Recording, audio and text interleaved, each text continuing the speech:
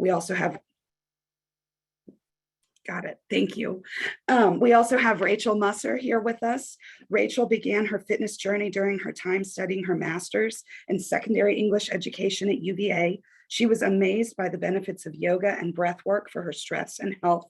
So she decided she wanted to take her background in teaching and use it to inspire others through movement to grow and thrive. She completed her 200-hour yoga teacher certification at Akasha Yoga School in Romania, has over 1,000 hours of yoga teaching experience, and is an NASM certified personal trainer. Rachel believes in an integrated approach to movement that combines flexibility, strength, and breath work to create whole body wellness. She currently leads yoga classes, personal training, and is the general manager of Bill Burnett's Success Studio in Ivy. We also have Setour Dillard with us today. Setour received her associates in nursing from PVCC in 1983 and her BSN from Old Dominion University in 2013. She has been employed at Sentara Martha Jefferson Hospital for 38 years and served as the nurse manager of the medical oncology unit for over 20 years. In her current role as integrated care manager at the Sentara Starr Hill Health Center, she focuses on working with people who have chronic diseases, and her care and compassion for people helps them to achieve and maintain a holistically healthy lifestyle. Now I am going to be quiet and turn things over to Trisha to talk a little bit and get us kicked off. Thanks so much, Janie. When I hear myself introduce it, is still odd to me. I'm like, no, I'm not. But we'll talk about that too. So what I want to share with you guys in regards to self-care is 3 points really that I'm going to talk about. Is this idea of should versus could, the community aspect of self-care, and letting go of other things in your life in order to make space for you. So let's start with should versus could. So we grow up in this world and there's a lot of messages that come in, and it's impossible not to absorb some, if not all of those messages. And I think I saw someone share a 17 magazine cover from like the time when I would have been looking at 17 magazine, and it was like, you're not hungry, you're thirsty, and like all these different things that just push us further into this state of disconnection with ourselves. And these messages really infiltrate our minds and get us into this idea of what we should be doing. And it is exacerbated when we become entrepreneurs or we get jobs and we're in leadership roles. It's like, well, someone in this role should be doing this. If you have children, it's like a mom should be doing this. And we have all of these messages, and it's hard to parse out where it comes from. And so an initial step that I encourage women to try to start doing is when you hear yourself say should, either out loud or in your head, just gently replace it with the word could. I should clean the house today instead of snuggling up with a good book. I could clean the house today instead of snuggling up with a good book. And the more you can notice that and replace that, then you can eventually start doing the work of identifying where those messages are coming from. You know, for me in my life, I was under the impression that my mother was a working mom my entire life. And then when I decided to be a stay-at-home mom for a couple years, I was really stressed out and I felt like I didn't know what my identity was, because in my mind, a good mother should be a working mom. And I had friends that were stay-at-home moms, but it didn't matter. Like, I didn't criticize them, but it was like, I should be a working mom. And come to find out, I was sharing this with my mom, and she was like, oh yeah, I stayed home with you guys for 3 years. And I was like, oh, I had no idea. So it wasn't even like this message that I got wasn't even from a place of truth. And clearly there's no should about whether or not you should be a working mom or a stay-at-home mom. It's really what works for you in your life. But we get so caught up in this idea of what we should be doing, whether it's from our own parents or from like, Carol up the street that seems to have it all put together. And like, that's what a good person should be doing. That's what someone should be doing. And oftentimes this should creeps in with the idea of self-care. I should take better care of myself. And I think that goes back to this societal ideal, not ideal, but idea of everything falls back to women. And when we think about all of the weight that we hold, we just are expected to do everything.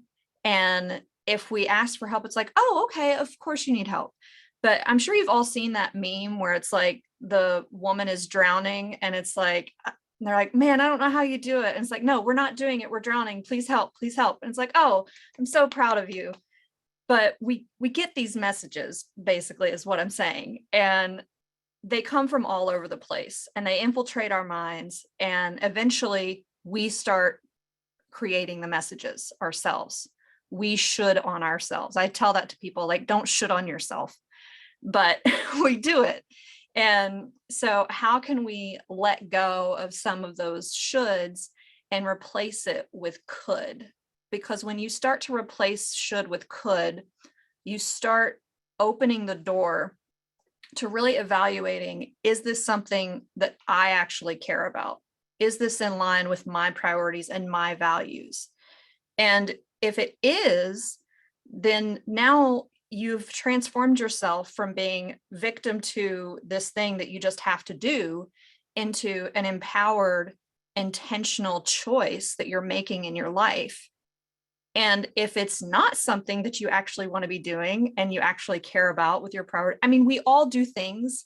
I'm not saying you're never going to do anything that you don't want to do, because like, I don't want to clean up after my kids. I don't want to put my kids to bed some nights, but overall, I want to provide a safe, healthy home for them. And I want to provide that. So even though in the moment, it's not what I want to do, like overall, it is in line with my priorities. And that's what I'm getting at when I'm saying like in line with your priorities. But if I try to do all the things that's important to me, all the things that were important to my mother, all the things that's important to everybody, I'm not going to have any time. So with that, I'm going to talk a little bit about letting go of some of those other things to make space for you. Because when I think I heard maybe Janie, you said that your group talked about like self-care is a luxury that we just don't have time for. And that's often true. And as Rachel's going to share in a little bit, I think she has a lot to say about getting in those small moments of time. But in terms of making space, I almost like it's like radical aggressive self-care is almost what you need to have, because it's this knowledge that everything has fallen to you. And as women in this society, we are often caretakers, even when we don't have to be, but we have assumed that role because of all of these messages. And so if we are caretaking for our boss, our partner, our friends, everybody else, we can often get to this place where we are resentful because nobody is caretaking for us. And we think they don't care about us because they see that we are stressed and they're not stepping in to help me. But they also can't read your mind. That's like marriage counseling 101, right? It's like they can't read your mind. You have to tell them. And part of letting go of other things is making those choices of like, what can you give to someone else to do so that you can have time for you, for if it's a yoga class or just reading a book or just going out for ice cream by yourself or with a girlfriend, whatever it is. How can you create space? Because it's true, if you feel like you don't have that luxury, you probably don't have that luxury because you are doing too many things. And so starting with that should versus could can really help you in that. And I think that kind of brings us to the community aspect of self-care, because I know that the term self-care is a little tricky because we think of it as something that just another thing on our list, right? It's another thing that we have to do for ourselves. So if the term self-care is icky to you, just use a different term, like my nourishment, woman care, whatever it is. Like, you deserve nourishment. And like, if you think about yourself as a child, at what point, you have to ask yourself, at what point did you stop deserving rest and care? Like, you don't stop deserving it just because you grow up. You're always deserving of it. And I hear people say that, like, I want to do it, I just don't have support. And that may be true. And there's times in your life, and I want to acknowledge too, that like, there are different angles here. Like, when I was a young child, my mom was a single mom working 2 full-time jobs, and like, she did not have the time. And my grandparents were helping out with childcare, but like, I want to be mindful that like, there is a difference between being in that situation and truly having only 1 minute or 10 minutes on your drive into work alone with yourself, versus like, you have gotten so busy because you're on the PTA, you've signed up to bring the soccer snacks, like, you've done all the things. So all of those, there's a difference. I just want to be mindful of that with everybody in the room. And so, point being, you can't do self-care by yourself a lot of times. Like, if you have children, you can't just go get a massage whenever you want a massage. Somebody has to watch your kids. And it goes both ways. If you have a partner, you have to watch the kids when they go do something. They have to watch the kids when you go do something. We don't live in this bubble. And I know a lot of single moms that have decided to, like, they have this like back and forth with each other, because they're like, we don't have a partner, so we're going to help each other. And they don't live together or anything, but they communicate daily because they're creating that community for themselves. You know, even just like introducing yourself to your neighbors and getting together with people. You know, during COVID, my neighborhood, we have like a text chain where we were all texting each other. And when we weren't sure if it was safe to go to the grocery store, we like texted and was like, I'm going to the grocery store, send me your list. And so we would come out with like an ungodly amount of groceries and like 5 gallons of milk, and just like drive around the neighborhood dropping off each other's groceries. But building that community, and that's another thing that takes time, but being of service is nourishing for your mental health.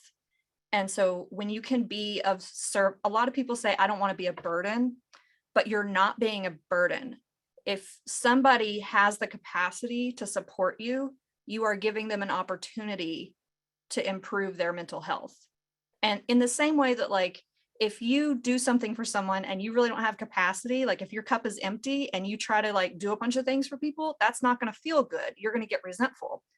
But if your cup is closer to full and you're able to serve people, that is going to build you up and nourish you. So yeah, all that to say, that's all I have to say. So I don't know, Janie, do you want to do Q&A now or later? Why don't we, does anybody have any questions for Trisha? And if not, we'll move on to our next panelist, and we are planning to do a full Q&A at the end after everyone has a chance to talk, if nobody has any questions at the moment. Okay. Setour, would you like to share your thoughts with us next? Sure. I'm actually going to talk about nutrition and health, which as a nurse, you know, it's a big part of my job. And I do find it rewarding to help people learn about chronic illness and how we can take care of ourselves. And that's so very important for women because we are such caretakers. And I can really identify with a lot of the things that Trisha was saying.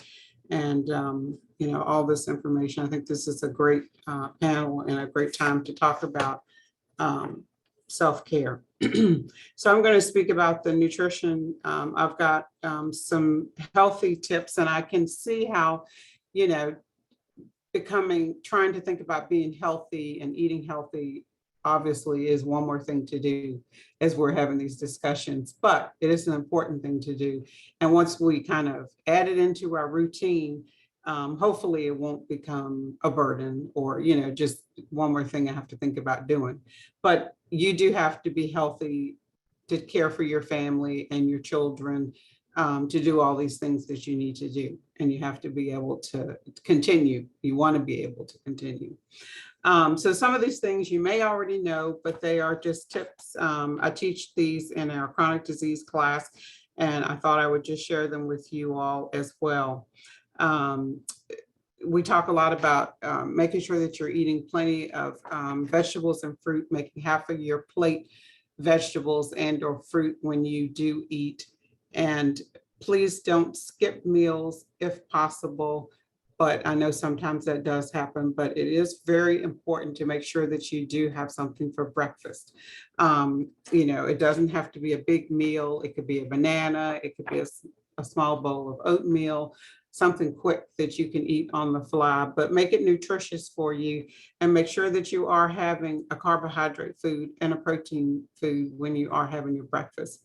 Because carbohydrates, even though we talk a lot about not overeating carbohydrates and them potentially not being good for you, they are good for you because they do provide energy for us.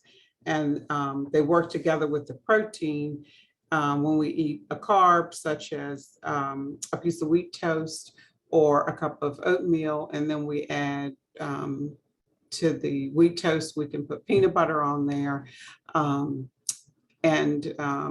We've got a carb and a protein to help us get going for the day. Same thing with the oatmeal. Oatmeal and berries can be a quick, nutritious breakfast for you that includes a carb and some protein. And our nutritionist, Patricia Tyndale, highly recommends carbohydrates in your diet and the importance of it, you know, with the energy that it gives us, and then eating the protein along with that. So that's how I learned that tip. It's also recommended, you know, we obviously don't want you to overeat with carbohydrates and starchy foods. So just to mention some of the starchy foods that we want to eat in moderation could be bagels, potatoes, corn, pasta, and all beans. And that does include peas, pinto beans, navy beans, all kinds of beans, lima beans. Some of them I didn't realize that all of the like peas and lima beans were considered a starch, but they are. But for starches and carbohydrates, we can have a half a cup is considered one carb serving, which equals out to 15 grams. And for women, it is recommended that we can have up to 50 grams per meal, which sounds like a lot, but that is what our nutritionist dietitian had told us when we met with her to talk about it. And so if you kind of think about, you know, you can kind of balance it out. Like if you had 2 pieces of toast and a banana, you've got 45 grams right there. So, I mean, you know, I don't want you to like stress out thinking, oh, I have to start counting carbs, but I just want to point out that it is okay to eat carbohydrates and they are good for you. Another important fact is whole grains. Try to stick with whole grains when you're buying your breads. The whole grain is the better one for you. Oatmeals are considered whole grains. Pastas, all the wheat pastas, we recommend wheat pasta because it is healthier for you with the grains, and it increases your fiber intake as well. The refined grains are in the white flour, which would be in white bread. And the fiber rich bran and the good nutrients are stripped out of that when they make the white bread and the flour and those items. So that's why it's better for us to eat the wheat versus the white. Eat more non-starchy vegetables. So our non-starchy vegetables are our dark green leafy vegetables, such as all of our greens, kale, collard, spinach. All of these things are really good for you, and these are things you can gravitate to. Carrots, salads, all of those things are on our list for non-starchy foods. Excuse me. Also choose foods that are high in fiber. Fiber foods are very good for us. The fiber foods help lower the blood sugar, and it's also good for cholesterol, and it promotes movement in our digestive system, and it also helps with constipation if you're having problems with that. Foods that are higher in fiber would be like oatmeal, fruits, vegetables, nuts, beans, just to name a few. And some of these things, you can, like nuts, it's easy to have some nuts as a snack. Or you can always chop them up on oatmeal or in a salad. Also, let's not forget dairy. We do want to make sure that you are including some dairy in your diet and eating during the day. Low fat is preferred because some dairy, like whole milk and heavy creams, they have a lot of fat, which we want to avoid. So try to, select low fat milk. If you are lactose intolerant, there are lots of options now of different milks that you can buy that are lactose free. And don't forget the almond milk, cashew milk. Those are other options that are good for you without, some of them don't have the lactose and not the high fiber, the high sugar and fat. Calcium foods are good for our bones and our teeth. And there are many nutrients in dairy foods, such as calcium, phosphorus, potassium, and protein, and several vitamins. A vitamin, B12, and vitamin D are all nutrients that are found in calcium foods. Milk, cheese, yogurt, ice cream, these are all calcium and dairy foods. Soybeans as well, fish, canned fish in particular with bones, and you can buy salmon in the can, you can buy mackerel in the can. Those are all very good options, as well as dark leafy vegetables. And it is recommended for women to have at least 3 cups of dairy daily. We do recommend that you eat 3 meals a day, which I know sometimes when I say that, people are like, oh, well, I can't eat 3 meals a day. It's recommended to eat the 3 meals, not heavy, big meals, but balanced meals throughout the day, your breakfast, your lunch, and a dinner. And then you have a snack in between breakfast and lunch, and a snack in between dinner and lunch and dinner.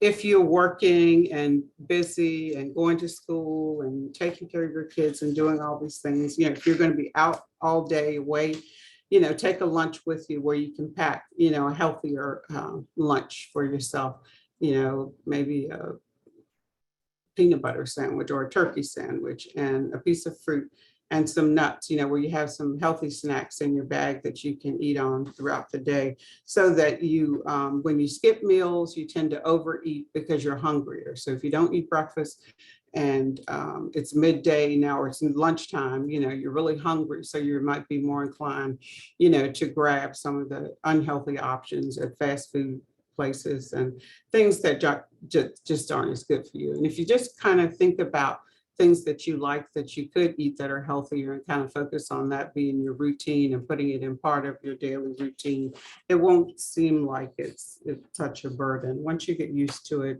it gets easier. When you are eating, when you're going out to eat, or if you're at a bigger function, maybe it's Thanksgiving or Christmas, when we have more food, or you're at a party, try not to overeat, because when you do overeat, you feel uncomfortable. And once you feel full, you should stop eating. You don't want to keep eating until you feel full, because then then that's when you're uncomfortable, and then you start to feel guilty because you ate too much. And I know it is hard sometimes, when we're at family functions and different things, and you just kind of start nibbling on things, and then you realize you're full. So just to be careful with that. And when you go out for dinner or lunch, if you get a big meal and it's more than you can eat at that time, then ask for a takeout box, and then you can have the leftovers for another meal. Be careful with your sodium intake, and try to reduce sodium, and not eat a lot of sodium, because you can retain fluid if you eat too much sodium, especially if you have any health issues such as high blood pressure, heart disease, or diabetes. You do want to be careful with your sodium intake. And that leads me into talking about reading food labels, the importance of reading food labels when you are doing your shopping. Because you want to get foods that are healthier for you, and you want to avoid high sodium foods, high fat foods, high carbohydrate foods, and those kind of things. So when you are shopping in the store, excuse me, compare labels. Maybe you normally buy Del Monte brand, take a look at some of the store brands. I've seen Kroger has low sodium soups and canned vegetables and things like that. I do recommend for vegetables, if fresh produce is out of season, try to buy frozen vegetables, because they are fresh vegetables that have been frozen without any additives. And so then you can just steam them in the bag, or cook them however you'd like to cook them, but then you can add your own seasoning, and you can watch and monitor what you put in when you're cooking. The key ones I recommend when you're reading labels, obviously I mentioned total fat, sodium, total carbohydrate, fiber. You want to look for foods that are higher in fiber. And so just think about some of the things that you normally buy, compare that to some other brands, just to kind of see how you're doing. And if you have children, younger children, try to avoid some of the high sugar cereals, because I know that is easy to fix cereal for kids, in the morning when they're going to school. And there's nothing wrong with that, but just to, look for some of the ones, maybe to get the plain Cheerios. And if they like strawberries, put up some strawberries in it, or put some blueberries in it, try to make it fun and healthy at the same time. And it's always good, if you're trying to watch your health and you want to obviously try to help your kids, watching their health, and have healthier snacks for them, such as, raw veggies, the carrot sticks, the celery sticks, dried fruit, or apple, orange, any of those things, that are good for us. When you're reading the labels, another easy way to read a label is on the right-hand side. They have that % daily value. And that's going to tell you, like, it could be 40% of this particular food could be sodium. It has 40% sodium, that's high. If it has 40% sugar, that's high. So that's a way to kind of gauge how much is actually in that can when you look at that % value. So please take note of that when you are shopping. As far as sodium, I talk a lot about sodium because it is one of the ingredients that is used as a preservative, and it's in all canned foods and all packaged foods in high amounts. So be particularly conscious of that. And the recommendation for sodium intake is 1,500 milligrams that's from the American Heart Association, but you could have up to 2,000 milligrams, if you're not having any heart or high blood pressure issues. And some food items could have 1,400 milligrams of sodium or 800 milligrams of sodium in it. So, you don't have a lot of leeway with the sodium intake. Thank you. That is really helpful. And I know for me, I often don't pay any attention to sodium. So that's a really helpful tip. Do you have anything else that you wanted to share? I want to be mindful of time and make sure that we allow time to hear from Rachel and get in some movement snacks.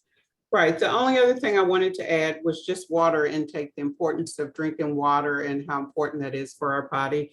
83% of our blood is made up of water, and water is, it hydrates us, it's good for our bones or skin, our tissue. You really don't realize how important and what water does for us. I know we talk about drink water, drink water, drink water, but some of the, you may not like water, try some of the sparkling flavored waters that are 0 calories, and those, it still counts as water, but please include water in your throughout the day. 64 ounces is what we recommend. And lastly, I just wanted to remind and encourage everyone to get your routine checkups with your doctor, just to check in and make sure that you're healthy. And if you're not feeling well, get an appointment with the doctor, because that's very important to keep you healthy and so that you are doing okay. And if something is wrong, it can be caught early and get, help for it. And for us women to make sure that you're getting your annual mammograms if you're 40 years or older or have a family history of breast cancer. Thank you so much. Anybody have any questions for Setour that they'd like to chime in with before we move to Rachel? All right, well, thank you. Rachel, I'd love to turn things over to you. Hello. So what I want to talk about in terms of self-care definitely has some overlap with what Trisha and Setour have said. But my main focus is going to be movement and breath work and how we can integrate those things into our daily lives in an accessible way, right? So self-care, it's interesting because I don't know, as we were having our initial conversation, if I can really remember until more recently, even hearing that word, right? This packaged word of self-care. And when we think about self-care a lot, there's this sort of commodified version or version that we're sold. And with that, there's this expectation of what it should look like or how much time we should put into it. And sometimes that can feel like a lot of pressure, right? As women, we already have a lot of pressure in our lives. And often as women too, we're told to make ourselves smaller, right? Whether that's the size of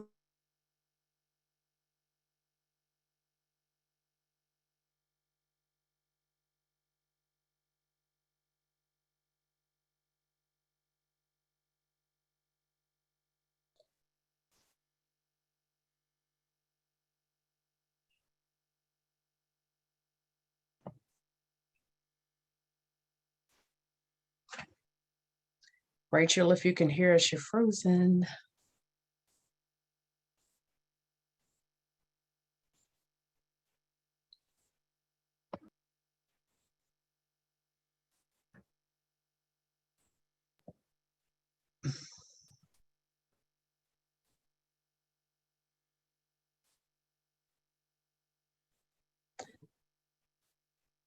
She might be logging. There she is. sorry, I think Hey. all of a sudden everyone was like a little frozen figure and I was like, wow, okay. Sorry, just bear with me one moment. That's Zoom for you, huh? But when you think about movement and self-care, I like to think of it as taking up space for yourself. So how can we make space? Because we deserve to take up that space. And the first way that I like to help people integrate that into their lives is breathing. Now, breathing is something our body already naturally does. Like, you don't even have to think about it. Your body's always going to be breathing. Ideally, your body's digesting food, right? And, on a good day, maybe it's naturally letting you get the right amount of sleep. So our bodies do all of these things naturally, these natural processes to take care of us. And so our breath is one of the easiest, freest tools we can use, kind of modifying our breath to help regulate our nervous system.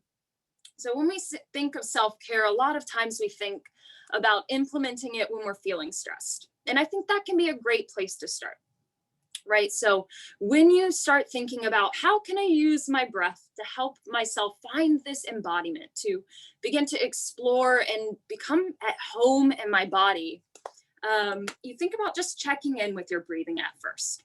So when you think about checking in with your breathing, some questions that you could ask yourself in that moment. How is my breath today? Does it feel shallow? Does it feel short? Does it feel rushed? Too fast? So those are some questions you could ask yourself when you're checking in with the breath. And then from there, our breath is a great way to regulate our nervous system. So typically when we're stressed, right, our bodies go into fight or flight. And some of you may already know this, but essentially when you're in fight or flight, your breath is going to be a little more shallow. Your body's going to start to tense because it's thinking, oh no, I'm stressed. Maybe there's some impending danger I need to run away from. So it's at the tense. And you may even feel this as your day goes on, right? Maybe you're a little stressed and your shoulders start to ride that like elevator up towards your ears. And then of course, from there, you begin to feel that tension in your shoulders, which we'll talk about soon too. But when you think about that deep belly breathing, so, and what I mean is like, I don't know about you guys, but like, I can also remember times where people would say to me something like, suck in your stomach. And often throughout the day, I know I have clients who consciously will do that, or I'll do it, right? And so when you suck in your stomach, try that now. See if you can take a full breath into your low belly. So hold in your stomach like you're wearing Spanx and try to breathe fully into that low belly space. It's not going to let you so well. So one, when you're letting yourself take a moment to take some deep breaths, let your belly soften. And I mean, like, not that like, oh, I'm standing up and trying to keep my belly in, but you just let it be. And then breathe into that low belly. So belly breath in, you fill up the low belly, then the ribs, then the chest. And then you take a slow exhale out, and slow, not rushed. Because we're not in a hurry with this breath. We're letting our body know that it's in a safe space. And the reason why it's so important when you're trying to do this specific breath, and we're not always breathing like this, right? It's nice and fine to let yourself just like normal breathe other times.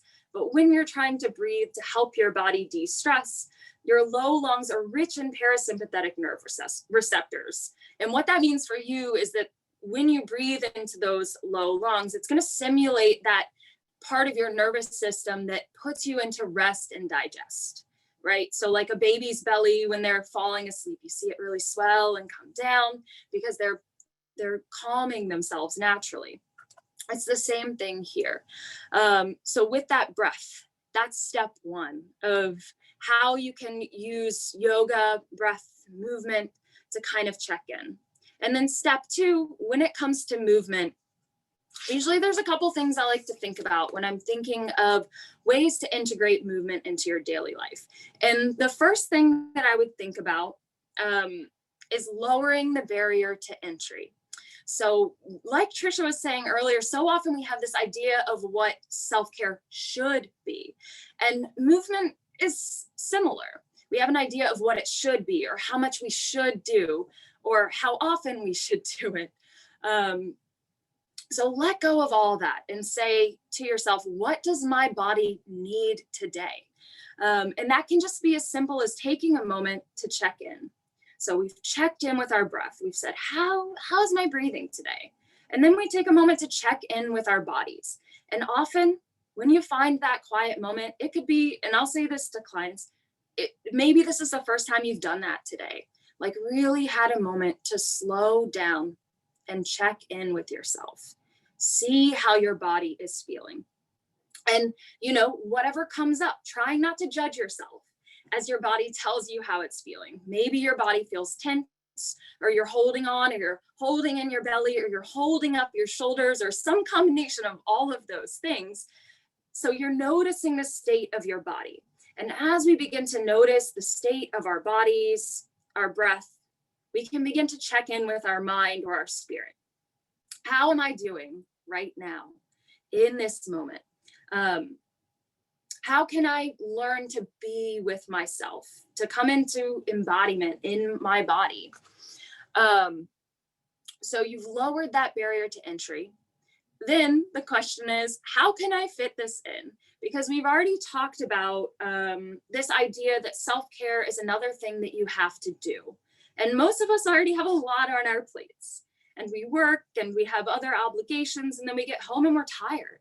Or maybe you're work from homing and home already feels like work. And so you're like, how can I even turn this off now, right? Your email's on your phone and you're always getting pings. And so another thing to do can be hard to make time for. So what I like to think about when it comes to movement is how you can integrate little, and Janie said this earlier, movement snacks or yoga treats into your day. So something you can make fun, something that you know you can do. It doesn't feel burdensome. It doesn't feel super disruptive. And then when you've chosen to make that a thing for yourself, right? A movement snack, and I'm not talking anything big. Maybe some days you'll want it to be and it will lead to that, but come in with that low barrier to entry. I'm gonna make however many minutes I think I can make today. So a lot of times I like to start with a number like 5.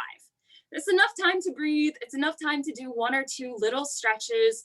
It's not a huge thing, right? You could do it at your desk. So when I think about what type of movement snacks can be nice, one of the first things I would look at is lifestyle. So how many of us sit at a desk, right? How many of us sit at a desk? How many of you sit to drive to work or drive distances throughout the week? And then do you sit to eat dinner, right? And then when you get home, maybe you sit to watch TV, or you sit and play with your kids or watch your kids play, right? So there's a lot of time when we're sitting. So I know right there, okay, what's gonna be tight? Most of the time, people will feel tightness in their low back. And also you may not realize it, but your hips are always flexed, which means they're on, which means whether it feels like it or not, they're working. So your hips are gonna be pretty tight.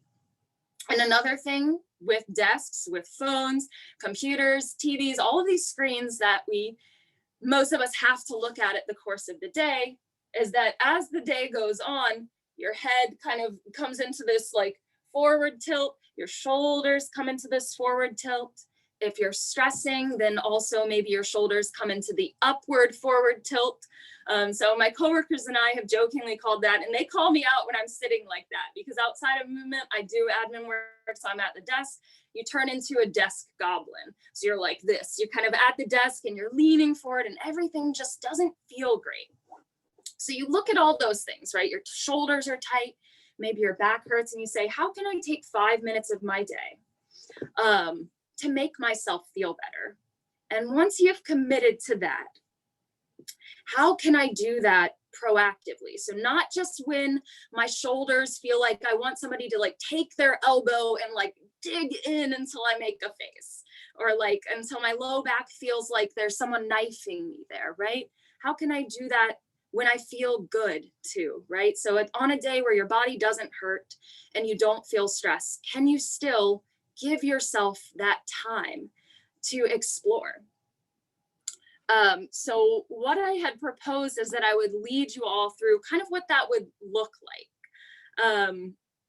So what I'll invite you to do now is you can stay sitting wherever you are, maybe shimmy around, find a comfortable seat, feel like you're rooted in both butt cheeks.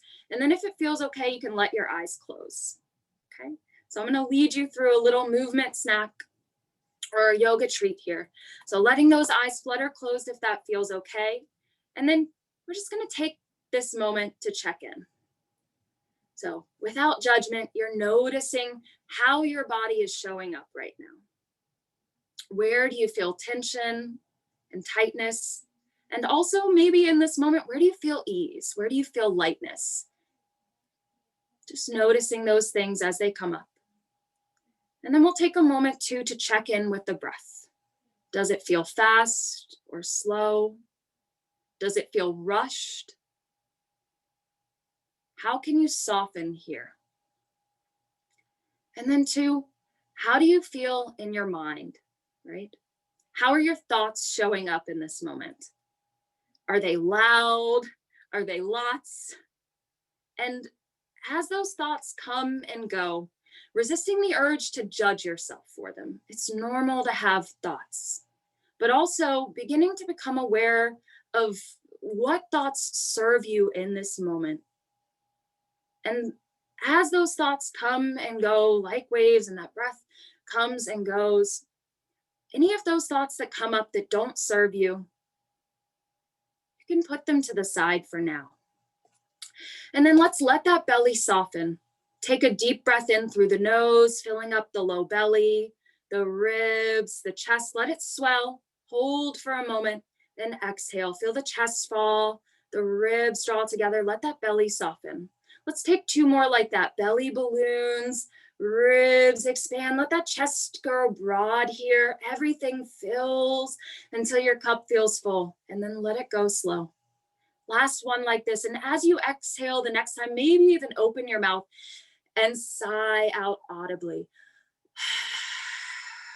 And as you do, feel those shoulders sort of melt away from the ears. And then either keeping the eyes closed or letting them flutter open, begin to make some circles with the neck.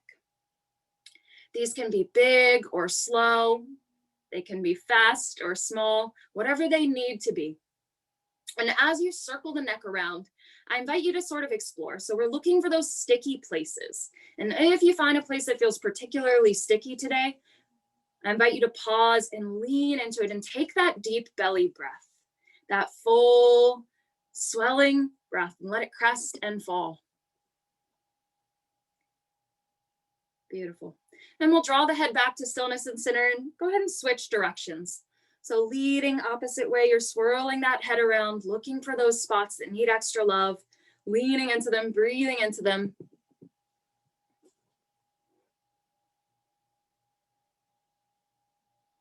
Let's take one more little circle in your own time.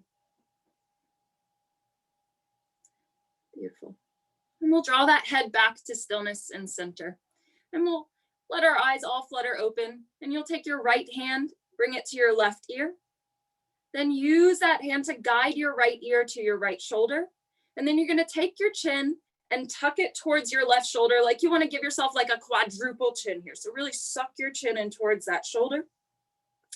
And then again, find those deep belly breaths. So looking to feel lengthening in that outer left part of your neck and shoulder. Okay. And just breathe here. Noticing what that right shoulder did. Did it work its way up towards that ear where it likes to be, or can you let it soften? Let's take one more breath like this. And then release. And then you can take a couple circles here to reset. Swirl it around. Excellent. And then we'll bring that head back to stillness and center. Taking your left hand, you'll bring it to your right ear, and then using the gentle pressure of the hand, guide that left ear to your left shoulder. Then you could even take your right hand to your chin and press it gently towards your right shoulder. So looking to find an opening in that right neck and upper shoulder, then you'll find your deep breaths. Try to let those shoulders melt away from the ears. Let that hand support your head.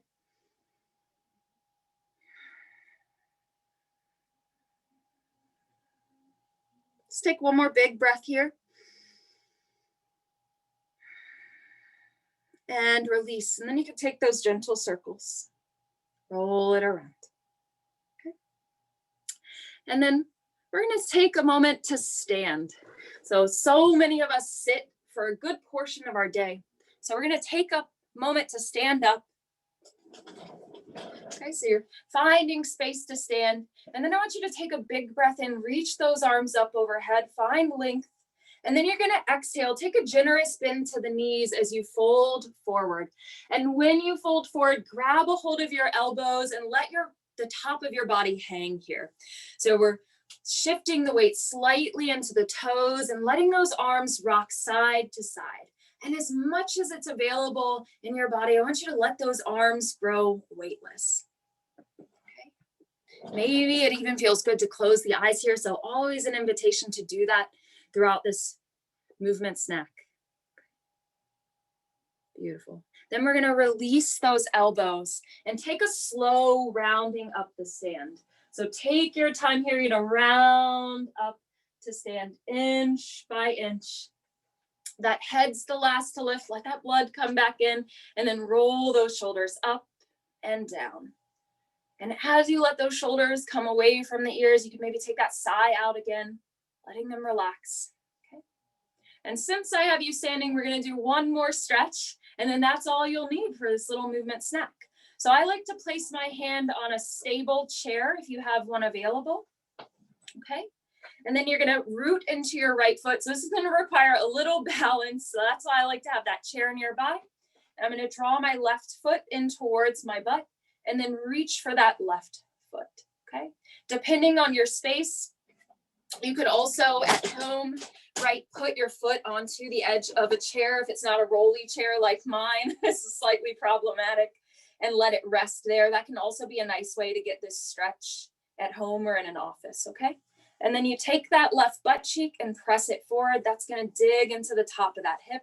And then let that breath swell into belly, ribs, chest. If you'd like to deepen the stretch, you can lift your left hand up, and that's going to extend the stretch all the way up those deep hip flexors in the belly.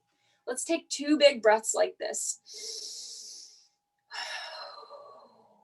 One more big breath in. Press that left butt cheek forward. Keep that tension.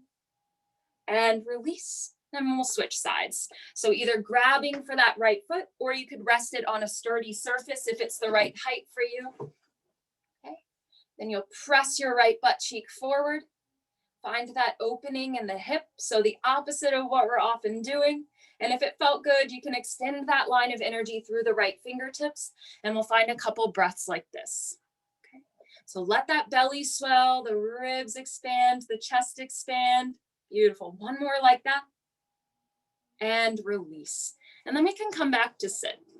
And at the end of that self-exploration, that little movement snack, how I usually would like to end that for myself, or if I were leading someone through it, is just to take a moment, close my eyes. You could let your hands rest on your lap, or if you're in a space where it doesn't feel too goofy, you could bring your hands to heart center, right? And just take a moment to savor that space you made for yourself, to hold it in your heart space and just let it settle, right? Let that stretch settle in your body, let that breath settle. And you can do that as often as you want throughout the day, but rather than say, oh, I must do X number of this, just take that moment to be proactive and give yourself that little bit of movement to make your body feel better, make your breath feel better, and your mind feel a little bit better.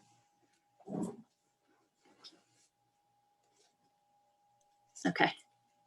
Thank you so much, Rachel. I know I feel a little bit more energetic and a little bit more calm after that brief movement snack, and I will definitely be working to add those into my day. I definitely am someone that spends most of the day sitting. I am mindful that we are running low on time. Does anyone have any questions for any of our panelists? Pardon me. Question for Rachel. Rachel, because I started doing mindfulness techniques last year, and I hear that a lot, without judgment. What exactly does that mean? I think that when we think about what a lot of times when we try to make a yoga pose or a movement, what people will come into that with is an expectation of what it should look like, right? What it could be. And I'll often have people say to me, well, when I try to meditate, I think like, well, shouldn't my mind, I can't get my thoughts to quiet down. And so rather than go into it with this idea of perfection, right, that this movement must look a certain way, or that, oh, if I sit and meditate, that my mind will just naturally quiet itself, because that's just not how it works. As those things come up that feel maybe less than perfect, how can you say, like, it's okay, I'm here, and and let go of that narration or that inner voice that labels your thoughts, and says, this is a bad thought, or this is a good thought, or this is too much thought, or this movement doesn't look like I saw it on a picture somewhere, and just let it be for you. Thank you, Rachel. Does anyone else have any other questions? One for Setour. I came across this this idea, or this, it was a phrase that it said, eat your water. And you started to touch upon how water, the importance of water, and how that's sort of linked to self-care and our bodies. What advice would you have for people who have trouble?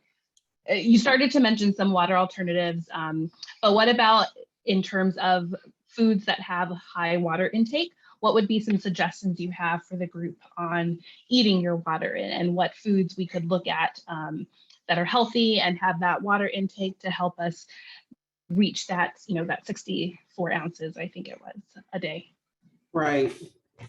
I know watermelon has water in it. Ice cream can have some water. I'm looking for my little cheat sheet here. But that's a good question. Now, I do suggest as well with the water, adding lemon slices, orange slices, cucumber can add flavor to the water. I'd be happy to research that a little further and give you some information on that. I don't have it right here. I don't want to take time out too much looking for you. I know watermelon. Let's see here. Well, juicy, you know, oranges and your citrusy, they're more citrusy, but you know, it has juice in it. Any of the fruits that have juice is, you know, it's kind of like a water base, but you're not going to get quite as much, you know, from solid foods than you will from the water itself. So trying to flavor it in some way that will help you get it down. There are lots of different sparkling waters with the different flavors in it. And that's actually, I drink those a lot. But try maybe the orange slices and the lemon or lime, cucumber. Cucumber has some water in it as well.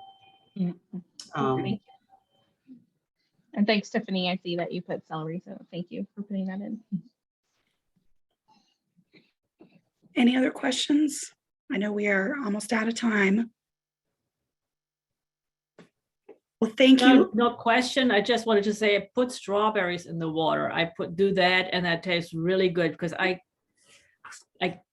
don't like water that much. It's boring and I forget about it. But when you put the water in, gives a really nice flavor. So that works for me.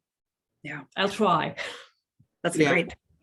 Any fruit, blueberries also, blueberries, raspberries, blackberries, any of those fruits would be good to help flavor it.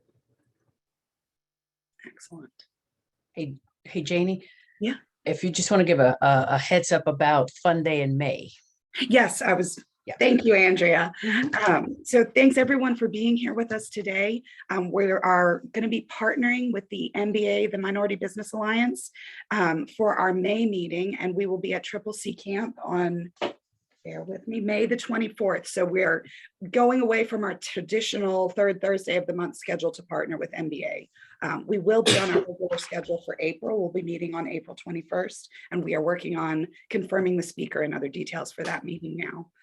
You also will see sometime next week, we are going to be sending a survey out to all of our BWRT members. One of our big goals as an executive committee this year is to provide programming that meets the needs of our members. So we are going to ask you some questions about what you are interested in hearing more of. And we would love for you to take a few minutes to fill out that survey, or feel free to reach out to me or reach out to Andrea or reach out to Boomy Collins, our vice chair. We would love to hear from you. We really want to make these meetings valuable for everyone that is attending. I think that's all I have for today. Thank you so very much, Rachel, Trisha, and Setour, for joining us today. You've given us so many great things to think about, and I really appreciate all of your time. Thanks, everyone. Have a great afternoon. Thank Everybody. you very much.